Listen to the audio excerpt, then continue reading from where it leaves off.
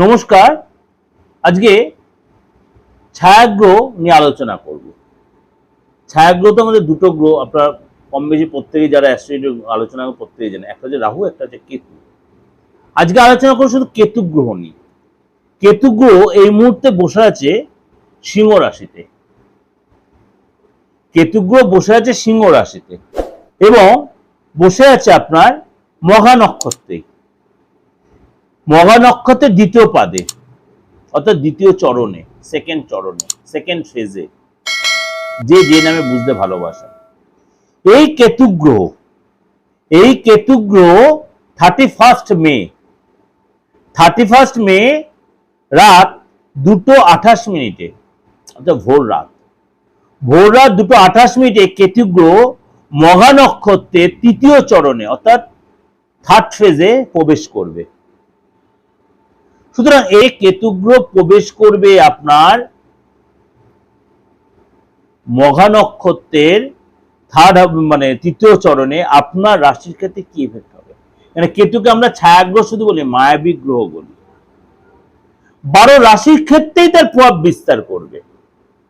আমি বলি যখনই কোনো গ্রহ যখনই রাশির ট্রানজিট হোক, নক্ষত্র ট্রানজিট হোক বা চরণ ট্রানজিট হোক, যাই হোক, 12 রাশির ক্ষেত্রেই তার 12 রাশির বাইরে কোনো বিশ্ব সংসারে কিচ্ছু নেই।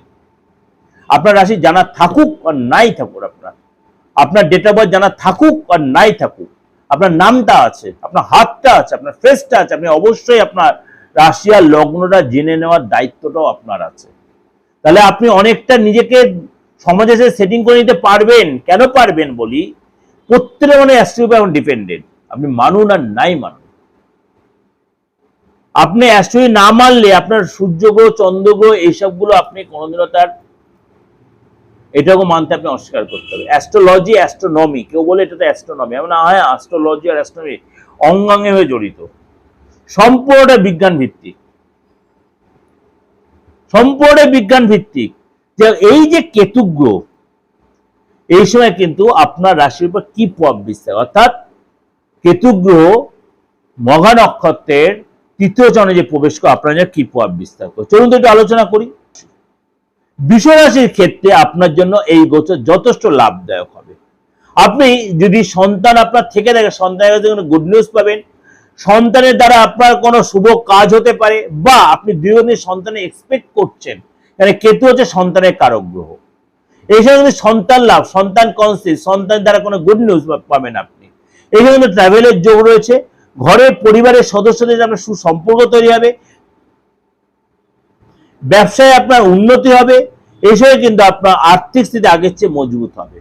এটা একটা ওভারঅল আপনাদের যে প্রেজেন্টেশন দিলাম, অবশ্যই আপনাদের মিলছে বা মিলবেই। কেন এই যে কেতুর এই নক্ষত্রের যে চরণের যে গোচর, সেটা আপনার জন্য যেসব রাশিগুলো বললাম অবশ্যই ডেভেলপের জন্য বললাম, বা যাদেরকে একটু সতর্ক থাকবেন, ভালো থাকবেন।